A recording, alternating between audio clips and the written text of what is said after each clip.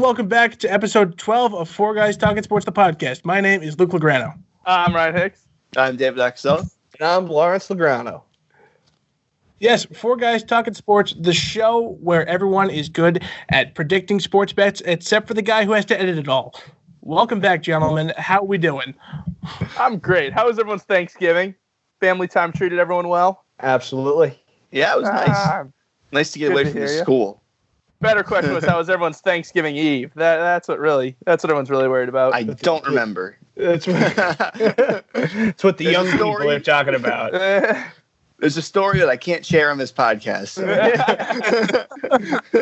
That's right. If it makes you feel any better, I had my parents pull over the car on the way to Thanksgiving because I told them I had to pee and then unloaded my stomach in a McDonald's bathroom. So, hey, you know, everyone. My story is somewhat similar to that, actually. We all have our ups and downs. Scarily similar to that. But that's neither here nor there. We like sports. I'm just here. We'll get back on track here. After Thanksgiving, I had a terrible Sunday, as well as all four of us did with our rooting interest teams. Let me tell you, bad week for the leader. And I don't know the standings, but I'm only assuming I am so far out of it now, considering how close it was at the top. And I went 0-for. And I swept it, so. Speaking of predictions, so we're back to regularly scheduled programming. We have a full episode this week. Plus, our friend Dan Bach is coming on this week. We've got some hockey to talk about, a little bit of football, a little bit of baseball. We've got a bunch of stuff to go through. But before we do any of that, we need to go through our picks. So let's see our leaderboard here. David, after a big sweep, is back on top with 39 points and a record of 22-11. Ryan is actually in second place with 35 points and a record of 17-16. Lawrence is down to third, who also has 35 points, but has a record of 16-17. And I am in last place with 33 points and a record of 16-17. Oh, my God. So it's all pretty tight David, still, though. Yeah, back on top. David, you are living the high life. You may start us off here. All right, 1 point pick. I'm going to go with the Green Bay Packers. Worked for me last week. Packers laying the big spread against a bad football team. This time they're doing it at home instead of on the road. I believe it's laying 12.5 to the Redskins. They're just so much better. The Redskins, they had a big win against Carolina last week. It's not happening again. You know, they're going to get run out of the building in Lambeau. So lock it in, Packers minus 12.5. Cool. Ryan, go ahead. 1 point pick. I like this being in second place. It's fun up here. Grow up. No stats this week. No stats. Busy week, finals week, I know. But I am going to say this. I'm taking Baltimore, who are 5.5-point favorites at Buffalo. And I am tired of people talking about the Buffalo Bills as a good football team because they haven't beaten a good football team yet. The Bills have beat the Jets, cool. Beat the Giants, cool. Beat the Bengals, cool. Beaten the Titans, impressive win. Is he going through the full 12 games? Hold on. Yep. Only 9 wins. Yep. Beat the Dolphins, Redskins, Dolphins, Broncos, and then Cowboys. That is who the Bills have beaten. They're the biggest phony of a 9-3 team. The Baltimore Ravens are going to go in there and demolish them. I'm tired of hearing about the Bills. I hope they beat the Pats in New England in the end of the season so bad. Also, Ryan. Yeah. Ryan, I'm offended you put PT school over this podcast. All right. Lawrence, 1 point pick. Go ahead. I think I might get some weird looks for this one. I'm fully expecting it, to be completely honest with you. But for some strange reason, a game that I am really drawn to this week and who I will be taking are the Cincinnati Bengals getting 7.5 in Cleveland. Told you, weird looks. I believed it. You say that until you look at how many one-score games the Bengals have lost this year. They're coming off a big win against the Jets. Dalton's still fighting for his job. They played good teams close. And if you don't believe me, look at their record this year. They're getting 7.5. Maybe they keep the game within one touchdown or they surprise everyone and pull out a win against what I think is an overrated Browns team. So I'm going Cincinnati Bengals, getting 7.5. Book it. No weird looks here. I was very close. That was my fourth pick, and the only reason I didn't is because the Browns fighting for a playoff spot scared me. Yeah, I don't think it's going to matter. Don't think All right, down to me. Down to me. Big spread coming in, boys. Everyone move out of the way. While I may have been high on David Blau on Thanksgiving Day, if Mitch Trubisky can handle him, there's no shot that he's going to be able to overcome Kirk Cousins at 1 p.m. So lock me in for a Vikings minus 13 versus the Lions. It's a massive spread, but surprisingly, the Vikings are like a top 10 team in the NFL. I always forget that. I just feel like they're a bad team, and then they just come out of nowhere and just remind me that they're really good. So I think David Blau is going to have a tough time. I love the guy. I really do. Boiler up. But I don't think he's got a chance to cover the spread. So, with that said, David, 2-point pick, go ahead. As my 2-point pick is going to be the Thursday night game, which for those of you who don't know, we record on Thursdays. So that game is coming up tonight. And I don't really understand why the Bears are the underdog in this game. I looked at the spread, and actually till about an hour before the show, I thought the Bears were laying 3. And I saw they were getting 3. And I had to completely change my number 2-point pick because of they should be the favorite. It makes no sense. They're at home. They're probably just as good as the Cowboys. And they're getting a whole field goal in a home game. So that's it. Bears, 2 points, lock it in, plus 3. Or 3.5. No, it's 3. Yeah, it's 3.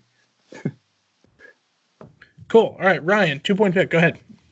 I am taking the Titans, road favorites, 2.5 points against the Raiders. I just don't think the Raiders are that good of a football team.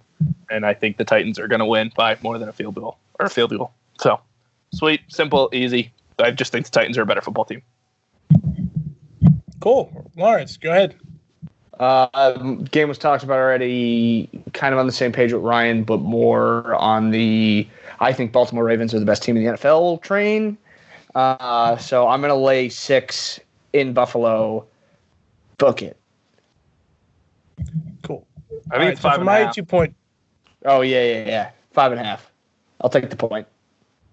Cool. Yeah. You got before it. I get to my 2-point pick, guys, do you hear that? I hear Minshew Mania is back, and it's coming hot. Jaguars are plus 3 at home against the Chargers. This LA team has let me down on numerous occasions. Gardner Minshew is ready to prove himself yet again that he is better than Big Nick, and I think he's got it in him. So that's going to be my 2-point pick. David, close us out. 3-point pick. Let's hear it. I like that one a lot, Luke, actually. Jaguars getting points. They should be a favorite, too. Didn't like as much as the Bears, though. So I'm going to preface this, too, by saying the past, I think, 5 weeks, maybe even 6 weeks in a row, I've taken the Bills. And I'm like 4-1 on that with that Bills train. But this week, I am not touching that game with a 10-foot pole. That is, I think, a complete coin toss with the way that spread is set up. So kudos to you guys for taking the Ravens. I know it's like it's an interesting optic being less than a touchdown, but the Bills are still the home team, and the Ravens winning by a field goal is very possible. Fair. So I'll give you that. Getting that out of my system, I'm going to be going. I'm going to be going with the New England Patriots laying 3 at home, which means Vegas is capping the Patriots as an equal team to the Kansas City Chiefs, and they are not. And it's not even close. They're way better than the Chiefs. And after a heartbreaking loss in Houston last week, they're back home. They're against a abysmal Kansas City defense. Even though the Pats O-line stinks, the KC D-line stinks. So that'll be a fine matchup. And Mahomes may be the most talented quarterback in the league, but the Patriots also have the best defense I've seen in a decade. So I think it's just a great matchup for the Pats at home in the cold weather in a December game in Massachusetts. So lock it in, Pats laying 3. Gladly will. Ryan, close us out. 3-point pick. I'm taking Seattle. The game's pretty much a pick 'em. Vegas didn't have a spread on it, so all I need is Seattle to win. I don't understand why this game's a pick 'em. I think that the Seahawks have been playing very good football. Tyler Lockett's been a little quiet offensively, which is a little alarming, especially because I have my fantasy team. It's playoff time, but that's fine. That's neither here nor there. I just think I think Seattle's just a better football team. The Rams have just looked disheveled. McVay's magic looks like it's gone offensively. It seems like he can't drop any big plays anymore. I'm just on the Seahawks train. You want to finish that gulp and give us your pick there, boy? Sorry, water bottle made a little too much noise. This, again, has already been picked already. It was a very interesting week of spreads, I think, in the NFL. It seemed like there were a lot of very, very large spreads, double-digit spreads, and then a lot of spreads that were coming in around 3 points, and there isn't much else. So I wanted to take a big spread, and the one that I feel the most comfortable with has already been taken on this show. It's the Green Bay Packers laying 12.5 against Washington. Book it. Well, to continue the theme of picks being taken, I won't say much. Why is Vegas letting us pick between the Seahawks and the Rams? It should not be a choice. You should be putting points on the Seahawks, and the fact that you're just letting me have them win the game is way too much confidence in the Rams. So I will gladly take that. I'll gladly hop on that train. Me and Ryan have the same 3-point pick again. So who knows how I will do in the rankings. But only time will tell. This matchup is closer than ever, boys. We are coming down. Calling audibles, man. Really? You pick last. It's the advantage. I'm actually hot with my picks, and I guess that means Ryan's hot with his picks too. But look at here, boys. I'm getting points. Look at me. I'm only two out of the hair, I suppose. I don't even know what to call it. What are you, 5 behind me? I am. Am I doing that math correctly? 6 behind you. Maybe 6. Oh, okay. I'm gonna cry if I have to actually shave my beard. I'm gonna cry. I think, yeah. I think 3 people will cry if I have to shave mine. I'll cry of sadness. Holly will cry I'm not of sadness. crying, Ryan. My mother will cry of tears of joy. So that is the mix. I got a lot more than me riding on this. Totally fair. And naturally, David's way far in first, and he doesn't really care. So. I'm not that far in first. I wasn't in first last week. Anything can happen. I am 22-11 though, which is pretty absurd. Yeah, That's right on the 66%. Damn good. Pretty damn good. Actually, no, I'm proud of you in any other context besides the one that makes me shave. All right. With all of that said, we have a lovely interview ahead with our friend Dan Bach. So let's send it on over to him. And we have our friend Dan Bach here. Dan, welcome to the show. We're so happy to have you. How are you doing? Happy to be here, Luke. Just doing great. Work like a dog. Just happy to see your face and Ryan's face now. Baco! For those of you who don't know, Bach rode Pine as I brought his ass to a intramural championship a couple years ago. He was a morale guy. We loved him anyways. Bach, it's a pleasure to have a champion on the show with us. You know what? As the 2-time captain of that team, you're just lucky to have made it, Ryan. Don't. It was a captain with a K because he's Russian. It wasn't a real captaincy. It's fine. We had to have an American captain and a Russian captain, so we felt legit on this team. Yeah. Okay. This is gonna be a hostile show, isn't it? I was gonna say they're gonna go back and forth on this for a while, so I'm just gonna cut right into it. Well, Dan, since we have you here, we know you're a big Devils fan. We got to talk about the coaching change in Newark. John Hines was told the package belongs hours before the Devils took on the Vegas Golden Knights Tuesday. Hines spent 4 seasons with the Devils before going 9-13-4 with the team this year, leaving them last in their division. Dan, how do you feel about Hines heading out of the door and Elaine Nasruddin, hope I said that right, taking over the helm of the ship? Yeah, I mean, it's one of those things, right, when you lose to your arch rival and then 4-0, right, you get shut out, you go 0-for-8 on a power play, you had 2 penalties, I think, that were more than minors, and then the next game you lose 7-1 and give up 5 goals in the first period. Like, you better get fucking canned, right? Like that is inexcusable. Look at the roster he put together, right? You had the best player outside of the NHL. You have 2 of the best players that were outside of the NHL last year. You had an MVP candidate, another first overall pick, a Norris Trophy winner. You have a goalie in Corey Schneider who looked promising at the end of the season, and then another 22-year-old goalie who's one of the better goalie prospects in the NHL, and then you put this shit show on the ice. It should have been sooner, in my opinion. I think when you just look at the results and look at the style of play in the NHL today, it doesn't support the way that the Devils were playing, right? Our best player and the player that was put most in position to succeed was Blake Holman, right? Everybody in the NHL would love a player like Blake Holman. He's fast, he's aggressive, he's strong on the puck, he'll score goals, but that's a dump and chase style that we don't play in the NHL today, right?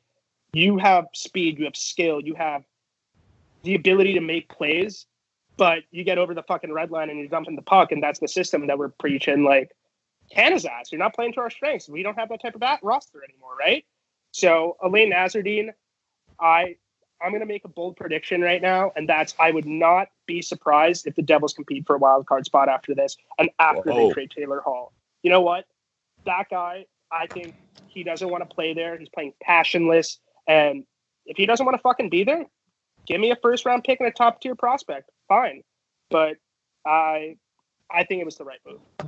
Bold claim there, Bach, and we'll remember that on this show, I promise you, because it was we remember everything. definitely completely batshit for you to think that the Devils have any shot of making the playoffs. But I also want to say that I agree with a lot of your points. Before you get mad at me, I agree with a lot of your points. I think Hines should have got fired a month ago, and you're right. Taylor Hall absolutely has to go. And you're going to get a good package for him, a great package for him. I mean, he's the best winger to hit the rental market in the deadline in how long now? So, all right, now you can yell at me. Go ahead. I was going to say, it wasn't me saying they're going to make the playoffs. It's me saying they're going to surprisingly compete for a spot. They're not. They'll be a team that, like, let's say 2 points out, 4 points out. But they're not going to make it. But I would be very surprised if they don't have momentum these next few months coming out of I completely agree, and they looked way better against the Knights than they have for most of the season. So if they improve, maybe. But dude, our division is absolutely stacked. Stacked. Yeah, the thing is, and I just struggle to believe in the Islanders. I don't know why. Like, there's something about that team that I could just never wrap my head around of how they fucking work. Like, it's super easy. It's team a great. It's a great coach. It is. And Barry Trotz is a genius. But it's just like, fucking like, I don't get it. Who's their goalie right now? Like Rice, or is it like, or who's starting? It's been split. Varlamov? Yeah, go ahead, Luke. It's just I was gonna say they are splitting. Most of it's been Grice just because how good he's been, but it's him and Varlamov are splitting. Yeah, I guess it's the year of like the non-superstar goalie emerging. I mean, you have the same thing with Darcy Kemper in Phoenix, and between him and Price. Later last year. Yeah. I mean, Carey Price isn't playing well. Bobrovsky's not playing well. Like, new talent. Hicks, go ahead.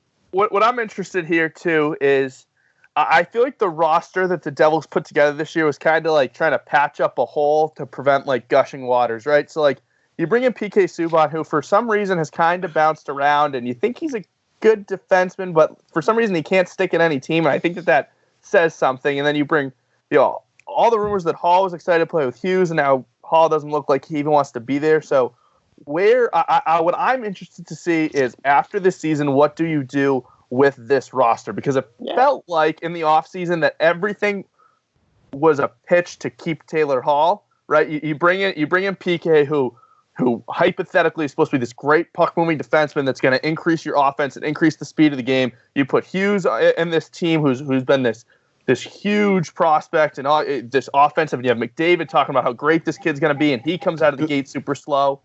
And so what I'm interested to see now is Gusev too. You got to remember Gusev was the biggest name in the KHL to come out, and he's out of the Devils, expected to be a top 6 winger. So I'm very interested to see how you take a roster that was molded around Taylor Hall's presence, remove him from that, and what you do to fill that in to make this a team. Not to mention, you got to figure out a goalie situation. I mean, and that's the thing. It was the biggest underline. We had 2 big issues last year. It was secondary scoring, and it was, I would say, just breaking out from the back end, right? We didn't have – our best puck-moving defenseman was Will Butcher, who was in his, let's say, his second season, and he was struggling the whole entire year. I think it was to patch it, but I don't think they were playing – like, I don't think the lines and the style of play was the way it was supposed to be played. I don't think systematically they were playing – the way the league is currently playing, and that was kind of biting them in the ass. Gusev, I will say, has looked really good these last few weeks. He's really starting to heat up, and I think it was one of those things where defensively he was just struggling to think at that level, and another thing being just the smaller ice is just something to get used to when you've played your whole life on bigger ice. Jack Hughes has really emerged, I think, as one of our better offensive players. Yes, he has been talked about for, let's say, 2 years now, but people forget that he's 5'10", 180 pounds, and 18 years old. there are very few players in the league that come in right away and make that difference. Two of them being Austin Matthews and Connor McDavid, right? But we're talking about generational Hall of Fame talents that, like, you don't get that every year in a first overall pick, right?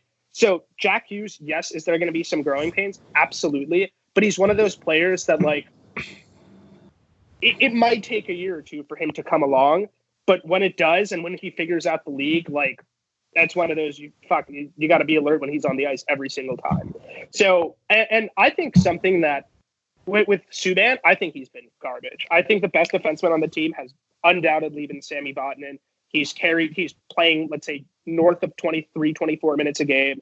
He's playing he's on our first unit power play when we have PK and Will Butcher and Damon Severson. He's been carrying the back end. And I think PK just hasn't looked good. I think he's overcomplicating his game. I hate the way he plays. I think he's very choppy. And I think on the outside, you have somebody that's very attention seeking.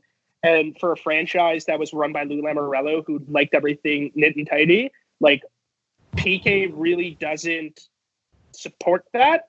But at the same time, it's a different era. And in the NHL, I guess they're trying to show their personalities more and more now. And PK definitely embodies that. So the goaltending by itself, that's a different situation, especially when Louis Dominguez one of your two. But closing note on this talk, we just got a text from our friend Justin Cerise, who was on the show for episode 11. The text was about how Ray Shero, the rumor has it, is that they're exploring a trade option. Taylor Hall sending him to Colorado in exchange for Bowen Byram, for those who don't know, is the number 4 overall pick from this past draft. What are your thoughts on that? There better be something else. Wow. I am fine. I would love Bowen Byram, but I think you were talking about a Hart Trophy winner for a prospect. And at the end of the day, like, look at what what's his name got, Mark Stone got, right? You got Eric Brandstrom, who was one of the top defensive prospects in the league, and you got a first-round pick. Now only because it came with an extension, and that's, I think, that was very key in a Taylor Hall trade too. And that can be a condition, but I think I think they can get a better package elsewhere. I think Bowen Byram is going to be a great player. I think absolutely would I want him as part of the deal? Yeah. But I think by himself, I think Ray would be really foolish to do that. If that trade goes through, put your house on the Avalanche. No, absolutely. Seriously, right? Absolutely. Especially when they got you already should. Back. Yeah. Holy shit. I was watching them. I was watching them play last night against the Leafs, and they are so fast as a team. It is insane, and they are so fun to watch. Like that Nas trade looks so good. Yeah, I don't know if you guys have a favorite team to watch outside of your favorite team, but the Avalanche are by far my favorite. Like, they are just that's fucking hockey. Like, that's fun hockey. The Golden Knight. I was wearing my Canucks sweatshirt. I just put on a Golden Knights hat for the listeners. They all got a kick out of it. It's in my shot on the YouTube page. Check us out. Okay. So we moved from talking from Daniel Bach to Daniel Jones. We have some more disheartening news coming out of the New York metropolitan area. It seems like the rookie quarterback was seen wearing a boot to combat an ankle injury, and while it's not official yet, reports say it's very likely Eli Manning will be the starter for the Giants this upcoming weekend. David, what are your thoughts on Eli making his return to the field in the blue and white? I think it's a really cool way for, it's going to be white and red this week, actually, but beside the point. Just go to school real quick. I have to think about it for a second. Real quick, check my privilege. It's real cool, though, that Eli's getting a chance to say goodbye, and he's the guy that's probably the best quarterback in the history of the city on both sides, and he gets a chance now to pretty much eliminate the Eagles from playoff contention in their own building. That would be a real cool way for him to say goodbye. It's like a nice little last hurrah when all of us, I'm sure, thought we would never see Eli Manning take a snap in the NFL ever again. So this is, maybe he'll play again next week, but I don't know the severity of Daniel Jones' injury. I think it's just cool for the city to get one last time to watch Eli have a shot and go sling the football out there, even if they get crushed. And they probably will get crushed. because it's an awful football team. Really quick tangent. You said the best quarterback in the city on both sides. You think he's better than Namath? I don't think that's even comparable. Okay. I don't know if Namath's even the best Jets quarterback. I think Joe Namath. Well, I mean, you're just saying that because you won a Super Bowl. But if you look at the way Namath actually played football, a Super Bowl that he did not by any means earn. That was the team's defense. And, I mean, the opposing quarterback, the NFL MVP, throwing 5 interceptions. Wait, who's a better Jets quarterback than Joe Namath? See, it's hard because you don't really have many. Yeah, exactly. Okay. Ryan, you wanted to say something. I'll let you go to that. I think it's super cool that he gets to play. I hope that one of two things happens. I hope that he throws for 350 yards, 4 touchdowns, and the Giants steamroll them. Or I hope he throws 3 picks in the first quarter, gets absolutely destroyed, and the Giants get shut out because Eli Manning can go screw. And I'll be happy either way. If that first throw gets picked off and brought to the house, I will laugh and I'll shut the TV off and say that's all I needed to see. But if he throws for 350 yards and 4 touchdowns, like for a career to end that way, I think it is what's poetic about sports. So I was talking about it with somebody actually. I think it was yesterday. Do you think they're wasting prime Saquon years? Absolutely. It's like yes. They got 2 more. yeah. I mean, what's like the running back lifespan? Like 5-6 years? Yeah. Like, yeah, 6 is the most. I mean, he's already beat up and injured too. Like, you're looking at a generational talent who's stuck on a rebuilding team. Like, that's such a shame. You know what he kind of reminds me of? Is when the Nationals first brought in Steven Strasburg, and everyone was like, "Yo, this guy's great," and then they pitched him into the ground for a while, and then he was on a pitch count. Like, I feel like that's kind of the same thing about Saquon, where he came in and everyone was like, "This is our fix," and then they gave him the ball 30 times, and now he can't make it through the season. He's a big old won't big fella.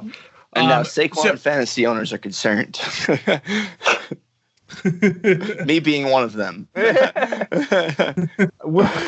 didn't talk about fantasy this year on the show, but I think Saquon definitely goes down as one of the biggest busts at number 1 of all time. Because, man, what a terrible season. But that's fine. He's got the Dolphins and Redskins coming up in these playoff weeks. Playoffs? Oh, that's big. And that could make up for everything. And also, that's definitely no amount of damage that Saquon did to my fantasy team could be comparable to what Devonta Freeman did to my fantasy team this year. That's the fault for picking Devonta. I really wouldn't blame anyone for picking Saquon Barkley. All right. Patriots have had more kickers than Adams and Beckham touchdowns put together. Actually, crazy. Yeah.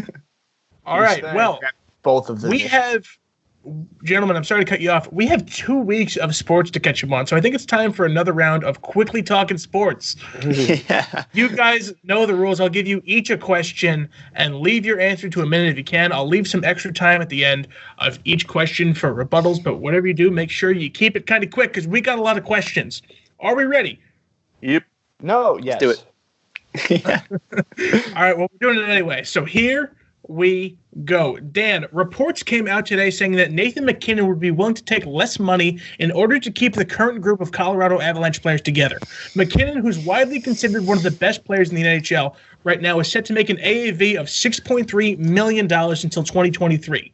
Do you think it's a bad move by a player who's already considered by people to be one of the most underpaid players in the NHL? Bad decision. Personally, absolutely. That guy would have gotten paid. But you're going to have to pay Cale Makar so much money in probably at the end of in 2 years. You're going to have Alex Newhook coming online in probably next year. If you keep Bowen Byram, you're going to have him, who's an unbelievable puck-moving defenseman. And that's something you have to do to keep the core. Think about the same thing that Sidney Crosby did. Evgeny Malkin did the same thing. You have to do it to win in today's league. And to build the dynasty, that's a sacrifice you need to make. It's pretty public that McKinnon and Crosby are best friends. Crosby did it, and it's absolutely no surprise that McKinnon's going to do it too.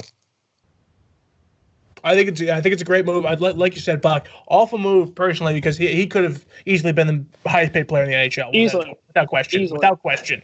But this team is so stacked and they're so young. So to see him take more money, that's really nice, and I really love to see it. All right, David, taking a look at the current CFB rankings, while teams like Ohio State and Clemson remain in the top 4, and little surprise, a big shock to some, Alabama is all the way down to number 12 on the top 25. Alabama is 10-2 on the season with losses to number 2 LSU and number 11 Auburn. Do you think this ranking alludes to the fact that Nick Saban's time on top of the NCAA mountain is over? No way. No way. Bama, I mean, they're the most successful program of the past, of our lifetime, really, in college football. They got a bad break. Their quarterback's hurt. They would not have lost to Auburn if he was. And we'd be talking about them possibly being that 4 spot if Tua was still playing. But, I mean, the way looking at it right now, LSU, Ohio State, and who am I missing? Clemson. Yeah, Clemson. All 3 of those are locks. That 4 spot is what's up for grabs. So, I mean, if Georgia beats LSU, they obviously get it. If Georgia loses to LSU on Saturday, then it may be Utah that we see getting this 4 spot, which would be a real change of pace, something I never thought we would have seen. I don't think Utah will even beat Oregon, though. But that would be interesting to have the Utah Utes being that 4 seed in there. Agreed. And that's, you alluded to the LSU-Georgia game being huge. And then trickling down, you have huge games like Oregon, Utah, and the Oklahoma game too. So a lot on the line for the 4 seed. I think that LSU Georgia game is going to be fun though. Yeah, 4th seed is really the only thing still up for grabs. Lawrence, some big announcements came from Dana White recently. First off, Conor McGregor will make his return to the octagon on January 18th against Donald Cowboy Cerrone. And in April, we will see light heavyweight champion Khabib take on Tony Ferguson. In your opinion, which of these 2 fights do you think has more hype around it? Oh, that's tough. I'm going to say McGregor for national recognition when it really should be Khabib and Tony, because that fight is going to be so much better than McGregor-Cerrone that it's not even funny.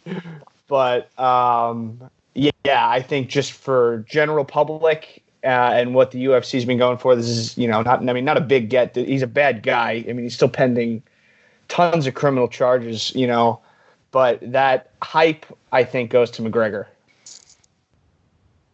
Now, I've said this to you guys, and for anyone listening who doesn't know this, Donald Cowboy Cerrone is my favorite fighter in the UFC, potentially of the last decade. I know I've talked a lot about Anderson Silva, but I love Cowboy Cerrone. If he comes out with this win, I don't know what I'll do to celebrate on this podcast. I might just go crazy. Luke, it's very possible because this fight is at welter, is it not? It's a welterweight fight. Yeah, I believe so, yeah. Which is not Conor's division, and he put on 20 pounds. So, this is the first time we're going to be seeing him fight. I think it's 170. He was a stick his whole life. He was between 135 and 150.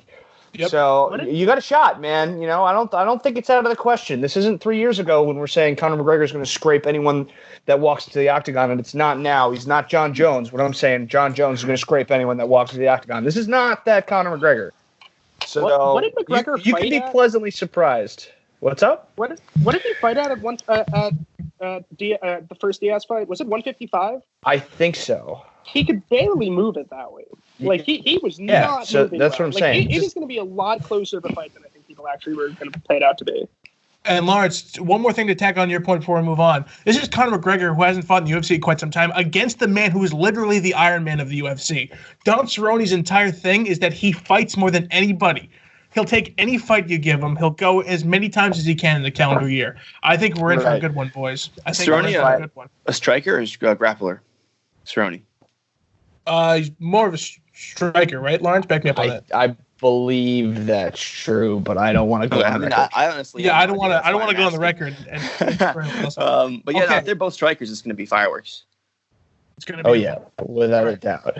We got to move on. Ryan, trouble in Carolina as the Panthers have fired head coach Ron Rivera after a hot start under Kyle Allen. The Panthers are tied for second in the NFC South with a record of 5-7. And not only has Rivera been relieved of his duties, but Cam Newton has agreed to have foot surgery that could keep him at home for months going into the final year of his current contract. Ryan, what are your thoughts on the firing of Rivera, and what do you think is the best thing for Carolina to do going forward? I think that the best thing now is to just let Cam walk, let that be its own thing. I was surprised at the Rivera thing because when you're fighting for that spot and with your backup quarterback, there's something had to have been going on for that to have happened. And I get the whole Redskins loss doesn't look that great, but at this point, with such little time left in the season, I was a little surprised that they didn't just wait it out and let this one ride. So they must have a feeling that something was up, or he lost the room, or there was something that they could have done to make one final push this season. But with Rivera walking, I think that we've seen the last of Cam Newton as a Panther. Yeah, the thing he could have done was beat the Redskins. Right. Yeah, fair. I mean, from that perspective, though, it was something they were waiting to do at the end of the year. And as soon as he lost this game, they were like, well, we might as well just pull the plug now because it's all over. And let somebody new walk in, let some new fresh faces come in, because Rivera was scared to play the young kids. Now the young kids are going to play. And don't be shocked if we see Cam Newton wearing a horseshoe in his head next year. Ooh, there you go. Another bold prediction to keep track of. All right. We'll mark that bad boy down. Let's write it down. And the NHL landscape looks nothing like it did last year. So between the Maple Leafs, Predators, and Lightning currently out of a playoff spot, or the Oilers and Coyotes sitting at 1 and 2 in the Pacific, what team has surprised you the most so far this year in the NHL? I think the Lightning. I think just the almost after seeing them lose to Columbus in 4 games, and I don't think they got necessarily worse. You had Kevin Shattenkirk, good right-handed puck-moving defenseman, which they needed to complement Anton Strawman. You had Patrick Maroon, a tougher guy. I know that they were kind of fighting I don't think they were hard enough to play against. And just, I guess you're not seeing that same level of production as from Kucherov, but granted, who's going to put up 128 points every year. I think that's just really surprising. That's not something I would have put my money on to start the year, but yeah, it's Tampa. I think Tampa's my most surprising in a negative perspective. But from a team that surprised me out of how well they're playing, the Florida Panthers are second in the Atlantic, which is a division which is so top-heavy. And they made a couple moves this offseason. They got Stroman, they got Bobrovsky, they added Noel Acciari. But this didn't look like a team that would be second in the Atlantic division. That typically goes Lightning, Bruins, Maple Leafs, somehow in that order. So, something about the Panthers, though, they were one of the top scoring teams in the league last year. They were I'm almost positive top 5 in scoring, top 5 power play. It was goaltending the whole way. That was the biggest issue. And Bob hasn't been playing that well. So it's going to be interesting down the stretch if he can tighten things up, because that could be that's a real fucking team if that's the case and he gets going. And we actually talked about the Florida Panthers on this podcast and all the additions they made this offseason for more than 30 seconds, and no one mentioned Coach Q. That's huge. Right. It's absolutely gigantic. So I agree with you both on all of the points made in this question so far. However, the point that I will add is that after last year, when Buffalo was leading the NHL in points, before the year turned, and St. Louis was in last at the end of January, and they won the cup, who knows, man? Yeah. This is not how it ends. True. This is not how it ends. That point season, that point scares me because right now I would just take a minute to appreciate how much the Leafs absolutely suck, because it is so fun to watch them. I'm having so much fun watching the Leafs just in turmoil. If you watched them last night, Jason Spezza looks like he didn't even know how to play hockey. It's hilarious. Someone was asking me the other day, going through the NHL games, they're like, "Oh, I'm not sure about the Avs," and I was like, "Avs money line, Avs money line, Avs money line." Boom, they won every night. Because I bet against the Leafs until this team goes on a run, because until they put together a few wins, they were on a hot run. They had a tiny bit of a run, and now they're on the opposite of a run. So I think it was just right after tank. Right, I agree. Let me tell you, the biggest thing right now with that team is that Marner and Hyman are the only two people who look like they actually want to be in Toronto. And Marner just got back though. And was playing with a fire under his ass last night. Yeah. You could tell they missed him. I mean, those are the only two last night that even remotely looked like they wanted to be there. Nobody surprised by Arizona this year being a good hockey team? No. No. And I said this earlier. I forget. It was definitely on the podcast. I said that I thought they were going to be a good team this year because they had so many injuries. Now, I didn't predict that Darcy Kemper was going to be nasty. Yeah. No one saw that coming. But I definitely think they were a playoff team going into this prior to that goaltending. Biggest shock of the Coyotes this year, sorry, last point, is how bad Fatso Phil is playing. Yeah, true. Yeah, we're not doing this very quickly, so I'm going to speed everyone Good along. call. This is quickly talking sports. You're right. Lawrence, after what was maybe the slowest free agent period in history last year, the MLB has already begun the shakeup of the locker rooms. Notable moves so far include Travis d'Arnaud, Will Smith, and Cole Hamels to the Braves, Yasmani Grandal to the White Sox, Mike Moustakas to the Reds, and Zach Wheeler to the Phillies. What do you think has been the biggest deal of free agency so far, and who do you look forward to seeing sign a new deal the most? Wheeler is the biggest deal so far, and that's not even close. This is Patrick Corbin-esque of last year. It's the first kind of pitcher domino to fall, and he made a lot of money, man. Like he got I think he made way too much too. But a team actually paid him $118 million to pitch for them for the next 5 years. God bless him. It's in the NL East, which, we're home to most of the signings that you just mentioned, and, maybe the toughest division in baseball, and it's just going to shape up into an absolute arms race. And the Jets suck, so I'm pretty excited.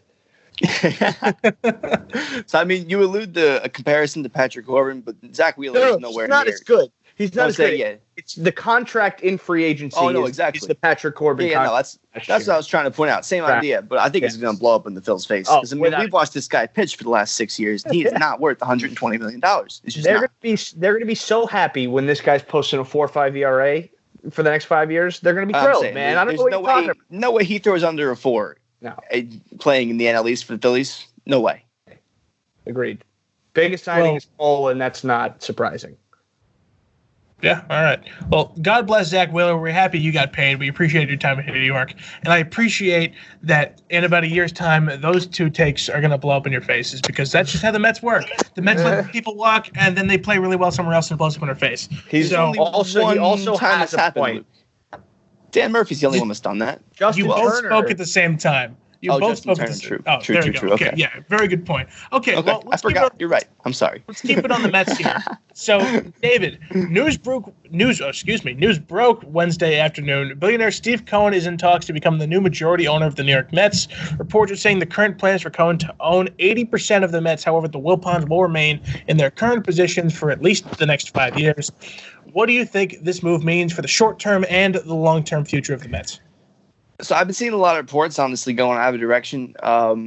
There's been some reports that it's going to be a transition to him becoming the majority owner that may take 5 years. Yep. Which, if that happens, this obviously means nothing in the short term. It's just a goodbye, farewell tour for the Wilpons, and they get 5 years to do whatever they want to do.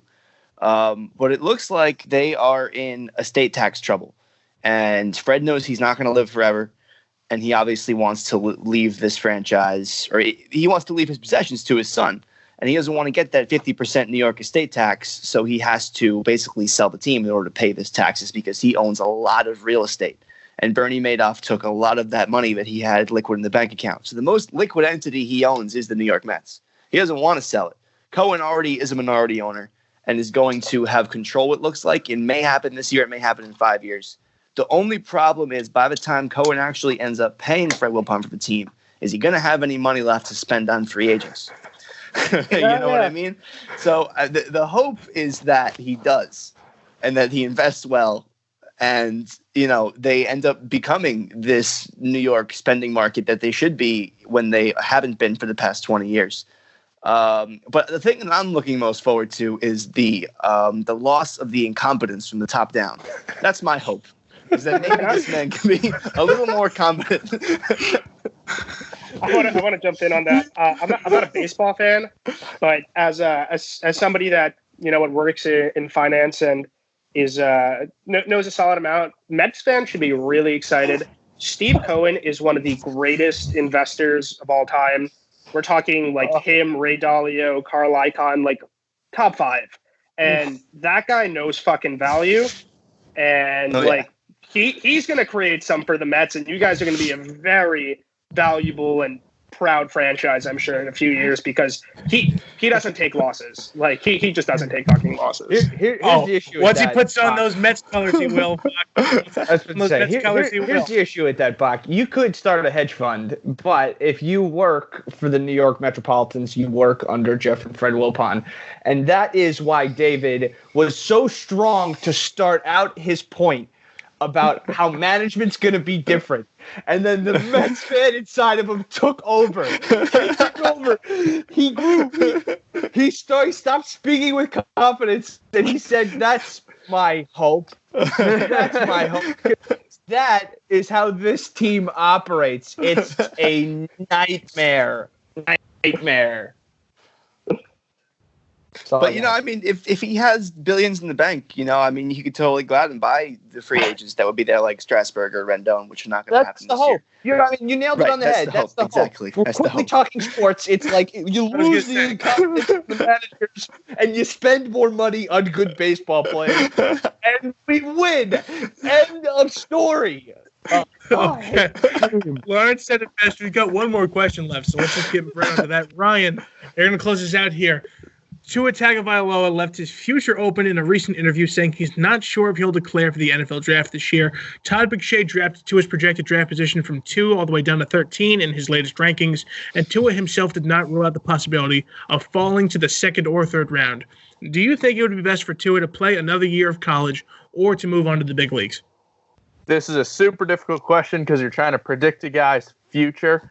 For him, in the event that he was to get hurt, I think it's smart to declare for the draft because at least you get some financial benefit now. With that being said, do you want to gamble on yourself and your ability to stay healthy, go back to Bama for one more year, absolutely tear it up, be in the running for a Heisman, and then sign an even fatter contract when you're the number 1 pick next year? Are you confident that you can stay healthy? And that's the question. If he is at all worried about his health, and with the sport of football, I think you absolutely should be. I think you declare for the draft, you deal with whatever you fall to, you fight for a spot, and you prove that you can play in the league. If you're a 21-year-old kid who wants to have a senior year of college, who wants to go out on top, hates Bama not making the playoffs this year, you have a lot of pride, you probably go back, and you hope you don't get hurt again. This is a kid who, as a freshman, personally won the national championship, though. So I don't know if he feels he has anything left to prove. I think he thinks he's got something left to prove. But sorry, Ryan, before you talk, I just want to ask one question. So, I said McShay has him at 13, but a lot of the average ranking for Tua right now is around like the 6 to 10 range. Is that a huge money differential when it comes to the draft, or is that like pretty minimal in retrospect? I don't know the scale off the top of my head, but I'd imagine it's a big difference. It's a large difference. From 6 to 10? Yep. I would imagine so. Well, from 1 to 4 is definitely a huge difference. Yeah, it's huge. And that's the thing. Yeah. If he stays healthy for the entire season next year, he's the number 1 overall pick. Right? And probably the Heisman winner. Yes. Maybe Trevor Lawrence, depending on what kind of season he gives us next year. But that's the only other guy. Right. If Tua is around in the first round when the Colts get their pick, they would be foolish to not draft him. Here's my question, though, right? And how much of this question is about what Tua has to prove, and how much of this is Nick Saban going, you should come back for your senior year, considering we're not in a playoff hunt this year? I don't think that's the kind of guy Nick is, because he's got 3 more All-American quarterbacks in the waiting. Fair. This is the kind of program that just restocks. Yep, that's fair. Yep. All right. So before we wrap up the segment, I just want to share this. I was listening to the Pat McAfee show the other day, and he was talking about how people need to stop calling it tank for Tua. They need to start calling it hurting for Hurts. Now, Joe Burrow is going to be the number 1 pick. Yeah. Joe Burrow may right now be better than most NFL quarterbacks. Maybe not most, but definitely some. He should be a starter on at least 5 to 10 NFL teams right now. Absolutely. All right. Well, that's going to do it. The lightning round is complete. So good job, gentlemen. Thanks for playing along. All right. Let's move on to our question of the week. So back for episode 11, I asked everybody what their favorite jersey was. And here's some of the entries we got. Nora Scally said that the San Jose Sharks jersey from their inaugural season in the NHL is her favorite. John Franklin said the Houston Oilers powder blue. Emma Spagnuolo said Quinnipiac University's men's hockey jersey from the 2018 season. Matthew the Judge Schindler said the Bruins Pooh Bear jersey. Mr. Lograno, our father, came in with the classic. He came in with the Blackhawks red home jersey. Chris Miranda said torn between the Seahawks lime green color rush and the Rangers Lady Liberty alternate jersey from the mid 2000s. And Dave Davino was also torn between the Utah Jazz's Sunset City jersey and the Miami Heat's Miami Vice City jersey. Oh, I like that. Dan, you're our guest. I'll let you kick it off here. What's your favorite jersey of all time? Ooh, I think an Deech jersey. Oh, the baby blue, man. It is sick. I love that. It is a sexy jersey. I think I'm gonna have to go with that. What a great pick, Lawrence. I think someone on this list has your answer. Do you want to go ahead? That is true. I'll be short and boring. It's the Lady Liberty Rangers jersey for me. It's my favorite jersey of all time, and it's not close. If I had to go with something other than a team of mine that I wear, that a team of mine wears, I would probably say the Kachina Arizona Coyotes. That was my other pick. Those are unbelievable. Yeah, those are. I love how they wear them now. Yeah, it's awesome. So while we're on the topic of hockey, I'll give my answer here for my question. Boys, I'm going to have to ask you to dig deep here because my jersey is a one-timer. I want you to travel back to 2015. Now, David was close. We were talking about this before.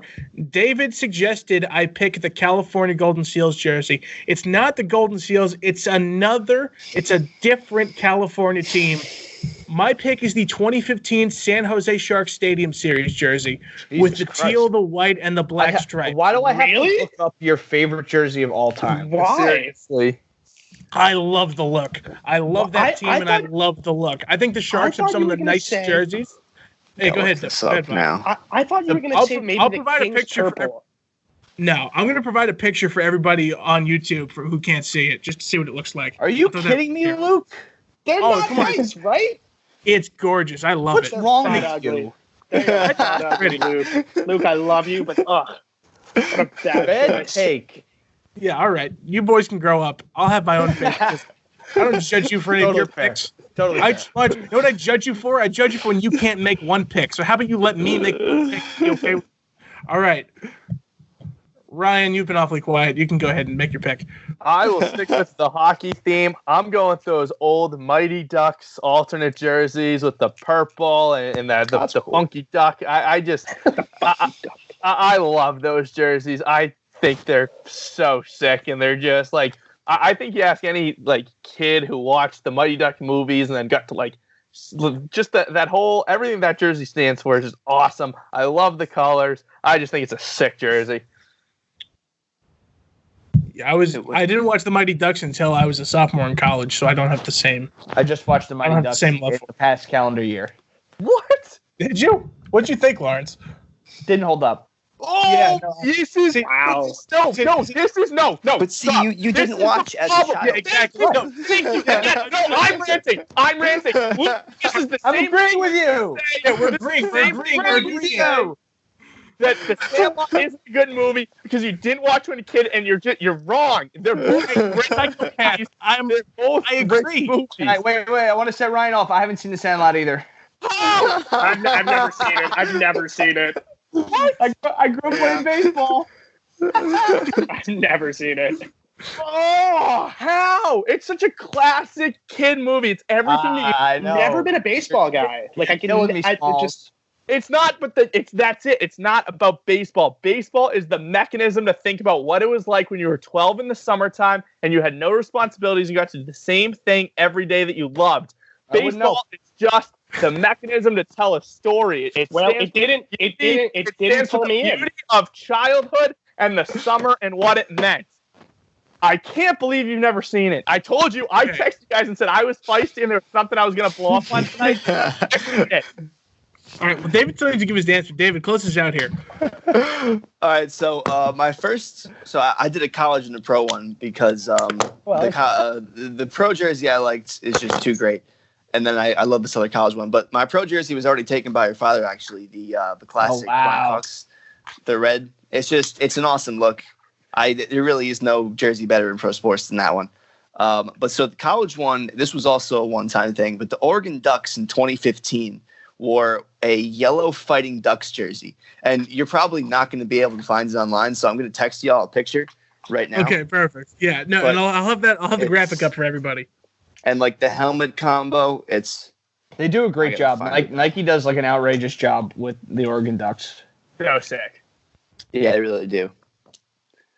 All right, good stuff, Luke. Question of the week.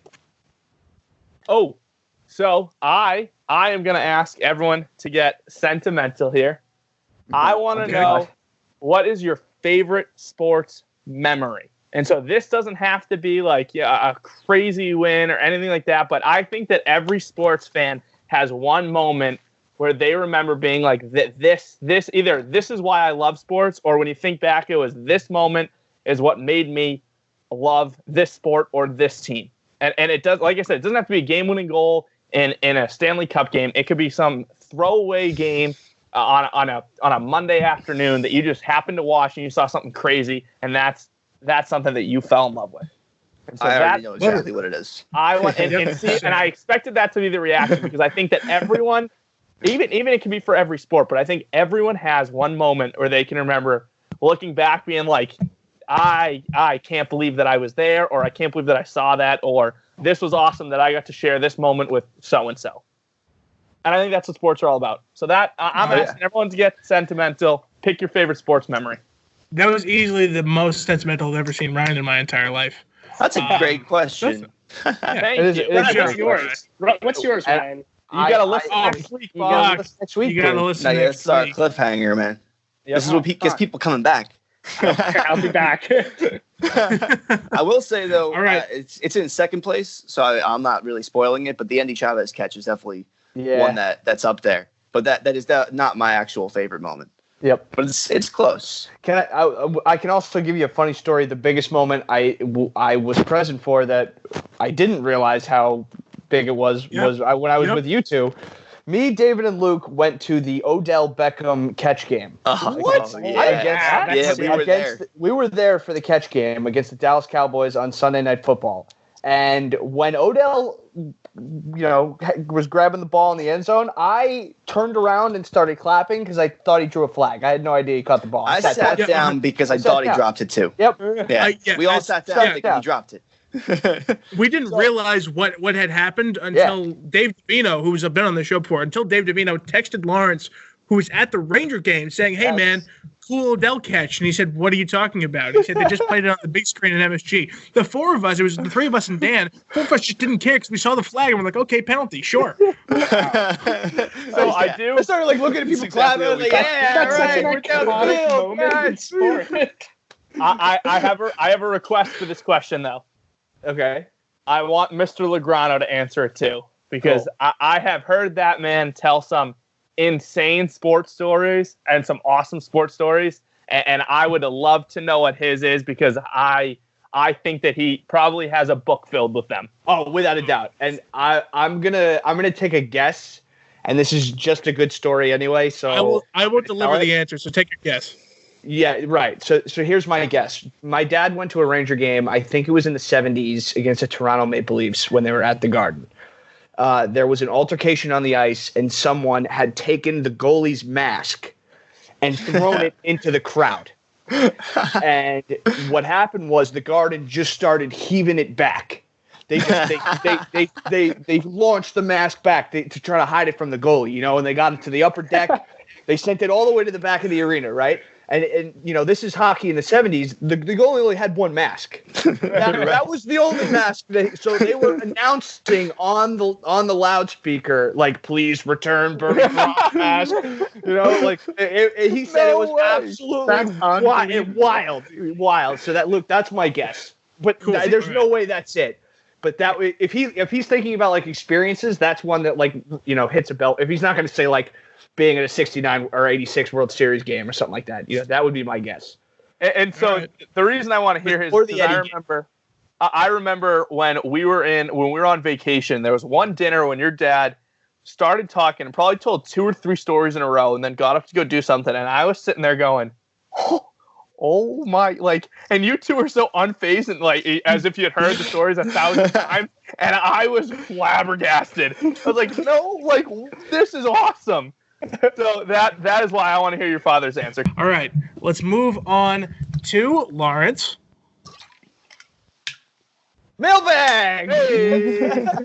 I did it. So he finally got it. Ladies and gentlemen, welcome to Mailbag. All right, so let's jump right into it. Chris Dallariva wants to know, what will the reason be when the Cowboys don't fire Jason Garrett? When they sneak into the playoffs at 8-8. Yeah, when they win the division. Yeah. Maybe 7-9. Yeah. All right. Yeah. I don't hate that answer at all. Yeah, no, that was very good. I feel like I can't do much better. All right. Sorry.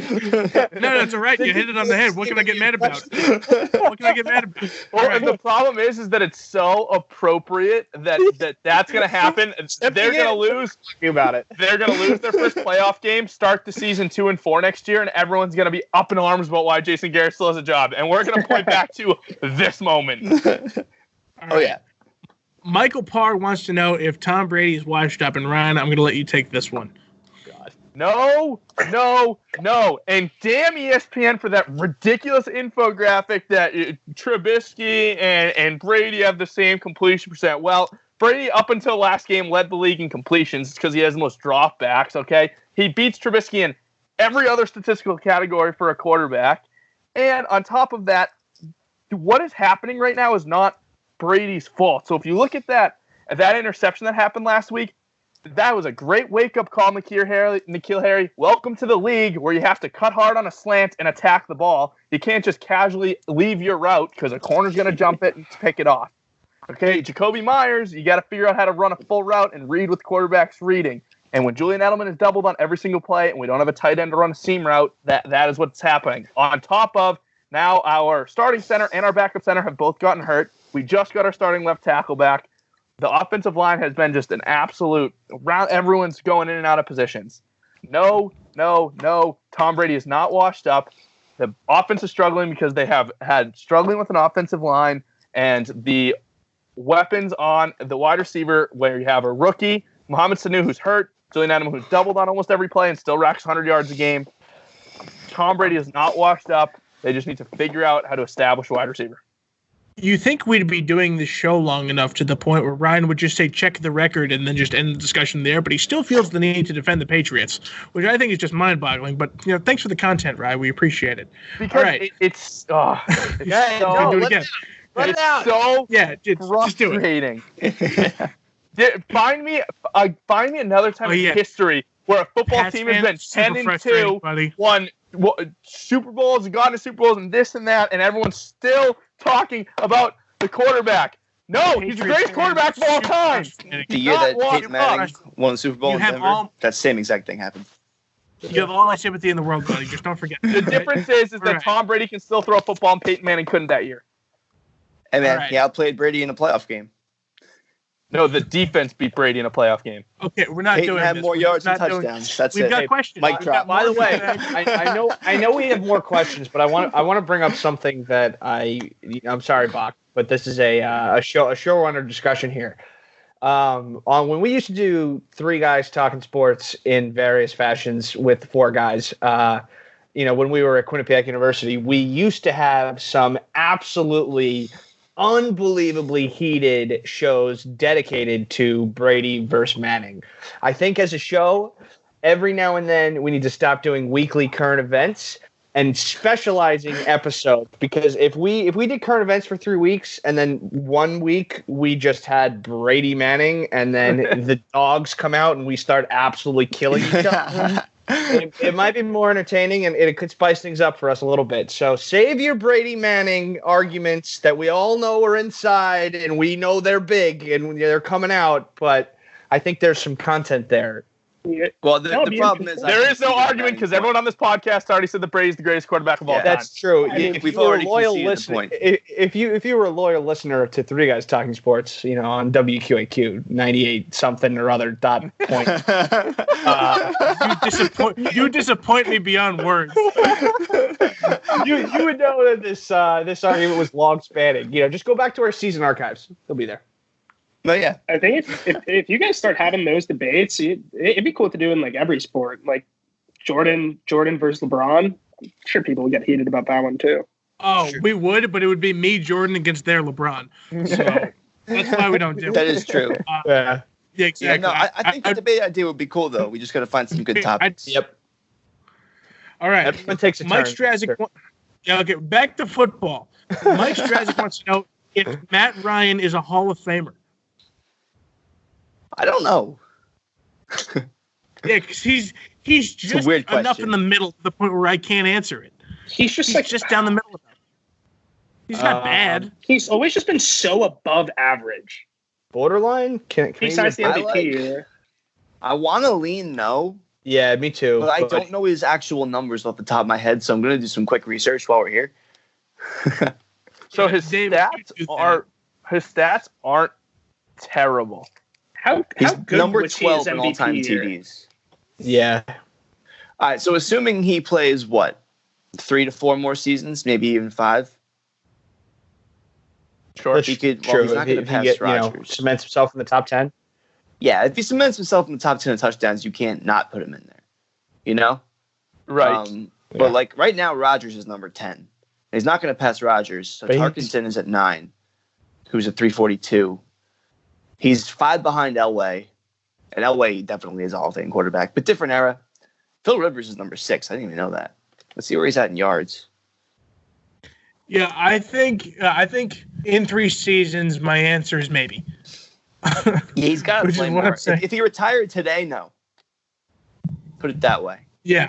Okay. Yeah, I'm down for that. Is everyone cool He's with not that? quite at the Rivers Roethlisberger Manning level. Yeah. That's fair. Cool.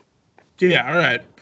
All right. Tom Kamal wants to know, with reports saying that he wants out, which team would most likely take on Odell? Ooh. I mean, who wouldn't want I him have at no this point? idea.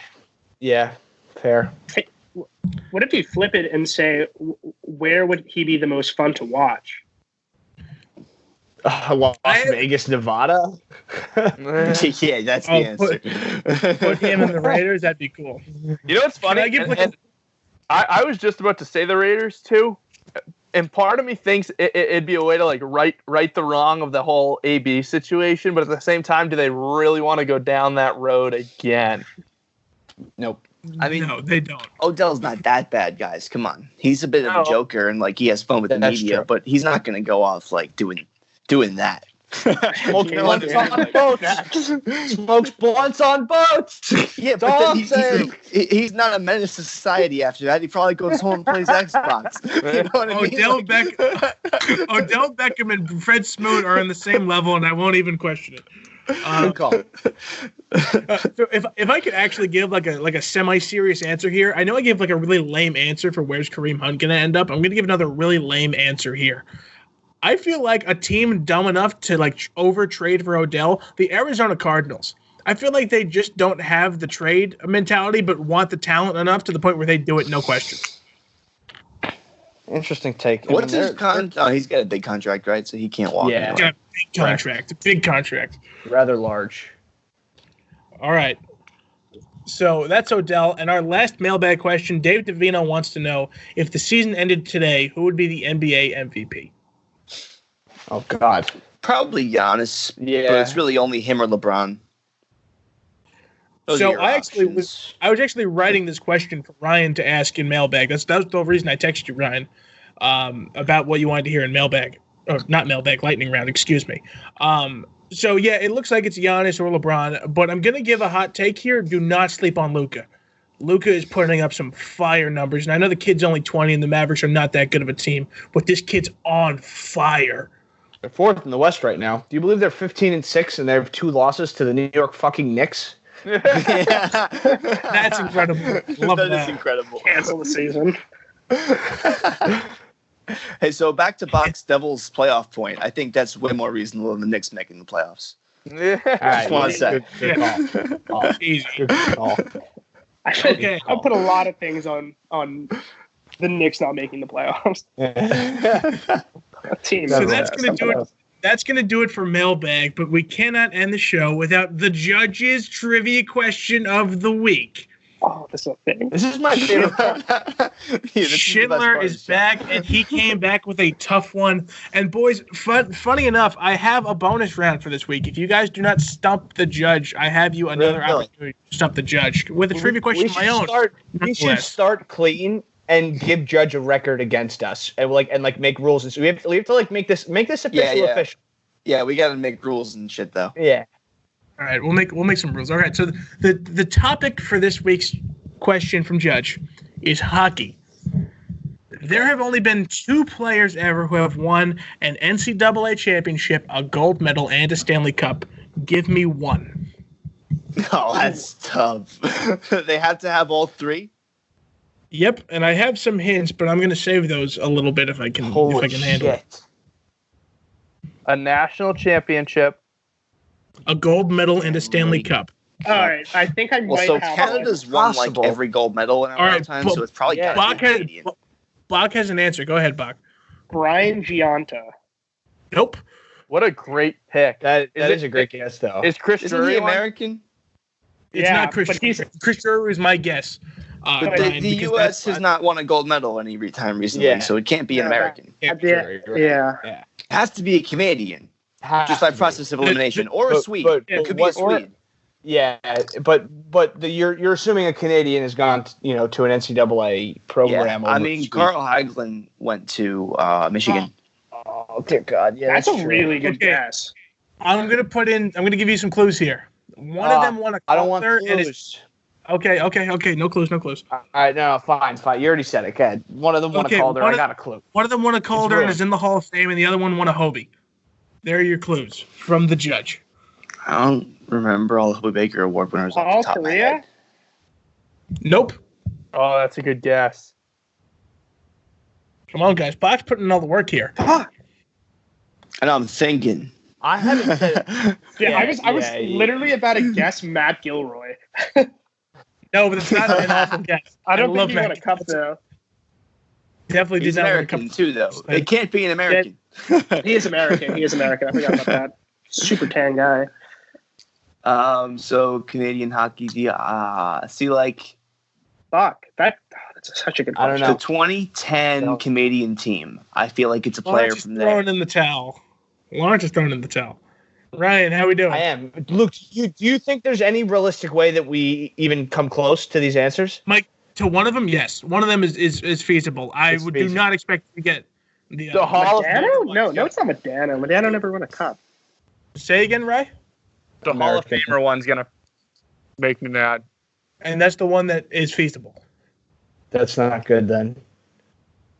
He was probably the Calder winner, right? Not the Hobie winner. Yeah. The Calder and the Hall of Fame go together, and the Hobie is its own thing. Because he probably left school early. I don't know. Was that a thing back then? David, are you tossing it? Stumped. I got to at least throw one guess out there, right? Yeah, I guess I do. Guess out there, Dave. Throw a guess out. Right, you too. I'm giving you an extra chance to stump the judge after this, so please throw a guess in. You'll have another chance. I don't know if I have one. Tyler Sagan. Nope. No, he played in Plymouth in the O. Let's hear it, Rye. Give us your guess. I don't know if I have one. And I'm really mad because I was looking at the Hobie Baker list last week. Oh, who is it? Who are they? Rod Brindamore. Wow. Nope. Did he play digging deep, boys? I have no idea, deep. But Skylar plays for Quinnipiac, so I just assumed. Where does Judge get these questions from? Did Duncan Keith play college hockey? Yeah, Western Michigan. Is it Duncan Keith? How do you know that? It's not. All right. Am I good for the answers? I thought that was a good guess. That was a good guess. That was a really good guess. The two players to win. Oh, wait. Can you give me the Hobie Baker one first? Absolutely. The Hobie Baker winner. Mike Motto. No, he didn't win a cup. Funny enough, I didn't know this, is an American. Let's start there. And as I was looking him up, this man was voted the best player from Minnesota in history by Wild fans in 2009. It's Neil Broughton. Oh, I wasn't getting that. Yep, you weren't getting that one. And the Hall of Famer... Was he on the 80 team? Yes, he was on the Lake Placid team. And the Hall of Famer is Ed Belfour. Fuck! Yeah, I wasn't All going right. to either of those. So here's your chance to stump the Congrats, judge. Judge. I have a question of my own that I asked Judge. There's been 5 players in history to start for both the AL and NL in the MLB All-Star Game. I'll count the answer as good if you guys can give me 3. If you can give me 5 and you can give me them in order from most old, or oldest I should say, to most recent, you'll stump the judge. Judge gave me 4 of them in order. He did not get the 5th. So if you guys can do better than Judge. In order? AL. Damn. AL and NL? In the MLB All-Star Game, yes. But they have to be in order. So, one that I know is if later, you want I to be can't say yet. Judge. No, So you I'm could. not- You can do it. You can talk aloud. You just need to give me an order at the end. Okay, well, Justin Verlander is definitely one of them. And so is Scherzer. And, or maybe not Scherzer. No. Oh, wait, no, hold on. Did Randy Verlander- Johnson play Verlander AL? was never in the NL. I'm going crazy. Scherzer was. There's a whole lot of talking right now. My guesses that I have off the cuff are, this would be my chronological, is Clemens, Sabathia, Scherzer. Well, Beltran was a Met and a Royal in the All-Star game. I don't know that he started for the Royals, though. Pitcher. Here's what I'll say so far. We talking No, pitcher? it's player, right? Any player. Oh, it's isn't it? player? Oh, it's Yeah, it's pitcher. just play. Oh, No, I think it's it's pitcher. player. Okay. It's it has to be a pitcher. pitcher. So here's the thing. I'll give you Clemens and Scherzer. You don't have to give me the order just yet. Sabathia was not one of them. So you have 2 so far. Yeah, Verlander was never in the NL, so I don't know what I was doing there. When did the All-Star game start, man? Damn, long time ago. This could go back way long time. Schilling? Schilling was not one of them. Schilling was one of Judge's guesses that was incorrect. What about Pedro? I never Pedro's started with the wrong. Mets. Or the Phillies. Those were my 5, so No, I'm he was on going to the bow Phillies. out. There's definitely an old pitcher that we're not thinking of. Is Doc one of them, Luke? Doc is not one of. He Oh, never wait, started for the Yankees. Which Doc? What do you mean, which Not Doc? Gooden. No, not Gooden. Nope. Who's the other Doc? Is Doc Holliday? Yep. Oh, okay. There you wait, go. it was- There's 3. So It was. So you're Verlander? right. He was one of them? Doc Holliday was one of them. Doc Holliday? Oh, yeah. But no, someone said Doc Gooden, and I said no to that. So you He guys said not agree? One. Howard. Not good. I didn't hear that. I just heard the Gooden part. So there's 2 more. Were they all after the turn of the century? One of them was, and one of them wasn't. Nolan Ryan. Nope. Randy Pettit? Johnson. Yes, Randy Johnson is the. Are you kidding me? I said What? Randy. My first guess before you even finished. Really? Randy Johnson, and they acknowledged me. You're right, because Ryan, I'm so angry. I'm so mad. I was the first person to make a single guess, and I said Randy Johnson, and no one acknowledged it. I totally didn't hear you. I've gotten 4 correct so far. Thank you. No, that's not right before. Oh, I cannot believe that just happened. Ryan, see, this is the problem we have. It's because when you probably guessed that, probably everyone else was talking over you, so I couldn't hear your answer. So it's me apologizing, but you need to know how the show works. And when all of you talk over each other, I can't hear everything. I cannot believe that just happened. Is Andy Pettit one of them? No. What was the answer to David, the turn of the century? David, I don't you're remember. no longer playing by your own rules. So it's Roger Clemens, Randy Johnson, Roy Halladay, and Max Scherzer. You're missing one, and that's the one the judge missed. Yeah, I still want to get it. Wait, what was your answer to the 2000 question though? The one you're missing was before 2000. Oh, it was before 2000. Okay. Nope. Greg Maddux, Nope. John Smoltz. Nope. Dontrell Willis. Nope. Judge didn't even know who That was this man post was. 2000. Judge Judge knew didn't who even- it was. Crane Pool. I wish. Yeah, I mean, if I sat here and rattled off names, I'm sure I get it eventually, but we don't have all night, so. Man to ever started for the AL and the NL in the All-Star game, Vita Blue. I don't know who that is. Wasn't There gonna you get go. that All one. right. All right. So you didn't stump the judge, but you were on par with him. So good job, boys. I'm proud of you. Thanks, John. All right. Mr. Bach, absolute pleasure having you on the show, my friend. Wonderful job. Thanks for having me, guys. So happy you got him. All right. So, ladies and gentlemen, thank you so much for listening to this episode of Four Guys Talking Sports. Be sure to like this video, subscribe to our channel, follow us on Spotify and Apple Podcasts. That way you won't miss episode 13 or any special episodes we do in the future. So, with that being said, my name is Luke Lograno. I'm Ryan Hicks. I'm David Axella. Now I'm Lawrence Lograno. Dan, give us a good outro. I'm Dan. Yeah, thanks, guys. Baco, All thanks right, for ladies coming. and gentlemen, thank you so much for listening. We hope you enjoyed this episode. We'll see you again next time. Take care. Good job, Stay Doug. new to your pants. Oh,